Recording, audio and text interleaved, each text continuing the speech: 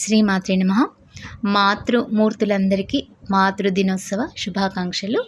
అయితే అమ్మతనం అనేది వెలకట్టలేనిది, అమ్మ ప్రేమ వెలకట్టలేనిది, అమ్మ ఆప్యాయత, అమ్మ కరుణ వెలకట్టలేనిది.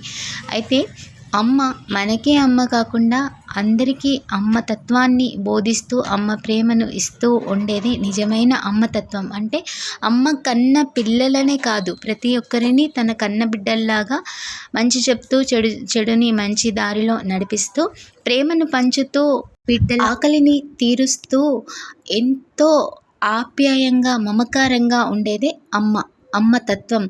అయితే ఈరోజు మాతృదినోత్సవ సందర్భంగా నేను మా అమ్మ గురించి చెప్పాలనుకుంటున్నాను. మా అమ్మ ఇప్పుడు లేదు, స్వర్గస్థురాలైపోయింది. మా అమ్మ ప్రేమ వెలకట్టలేనిది. అయితే మా అమ్మ ఒక ప్రభుత్వ ఉద్యోగిని, ప్రభుత్వ టీచర్. అయితే మేము బ్రాహ్మిన్స్మి. అయితే ఇంట్లో ఎంతో మడిగా, శుచిగా, శుభ్రంగా ఉండి తడి బట్టలతో పూజ చేస్తూ నైవేద్యాన్ని వండి ఇంటిల్లపాదిని అందరినీ చూసుకొని మళ్ళీ గర్ల్స్ హై స్కూల్లో మా అమ్మ ప్రభుత్వ ఉద్యోగినిగా ఉండేది, టీచర్గా ఉండేది.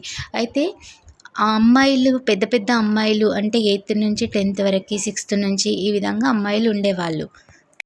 రోజుకి ఎంతమందో పిల్లలు పెద్ద మనుషులు అయ్యేవాళ్ళు. వాళ్ళందరినీ చక్కగా అక్కడ హాస్టల్లో కూర్చోబెట్టి ఉప్పులేని కిచడి వండిపించి వాళ్ళకి ప్రేమతో పెట్టి వాళ్ళని ఇంటికి వాళ్ళ అమ్మ నాన్నలకి ఫోన్ చేసి లేకుంటే సమాచారాన్ని పంపించి ఇంటికి పంపించి మళ్ళీ మా అమ్మ తిరిగి ఇంటికి వచ్చాక మళ్ళీ ఫ్రెష్గా తలంటూ స్నానం చేసుకొని మళ్ళీ ఇంట్లోకి వచ్చేది. అంటే అమ్మ ప్రేమ అనేది అందరిపైన ఉంటేనే అది నిజమైన అమ్మతత్వం. ఆ విధంగా మా అమ్మ తను కన్నది 3 పిల్లలనే, కానీ ఎంతమందో మా అమ్మకి పుట్టిన పిల్లల్లాగా మా అమ్మ వెళ్ళిపోయిన రోజు ఎందరో మంది ఒక పెద్ద శోభాయాత్ర లాగా వచ్చి అమ్మ ప్రేమకి ఏడుపు, వాళ్ళ ముందర మా ఏడుపు కూడా సరిపోలేదు. అంత ఏడుస్తూ ఉంటే అమ్మ ప్రేమ ఇంత వెలకట్టలేనిదా, అమ్మ ఇంతమంది గుండెల్లో ఉందా అని ఆ రోజు తెలిసింది. ఎందరికో అవసరానికి అండగా నిలబడింది, ఎందరికో ఎన్నెన్నో సహాయాలు చేసింది. అమ్మ ఒకటి చెప్పేది, మనము సహాయం చేస్తే ఎడమ చేతితో సహాయం చేస్తే కుడి చేతికి కూడా తెలియొద్దు అని. అంటే మనము చేసే ఏదైనా దానం కానీ ఏదైనా కానీ మనం ఇంకొకరికి చెప్పినట్లయితే అది దానం అవ్వదు. అదేవిధంగా ఎంతో మంచి మంచి విషయాలను బోధిస్తూ మా అమ్మ మా రుణం తీర్చుకోవడానికి మాత్రమే ఇక్కడ భూమి మీద పుట్టింది. తిరిగి పార్వతీదేవిలాగా ఆ మణిద్వీపంలో ఐక్యమైపోయింది.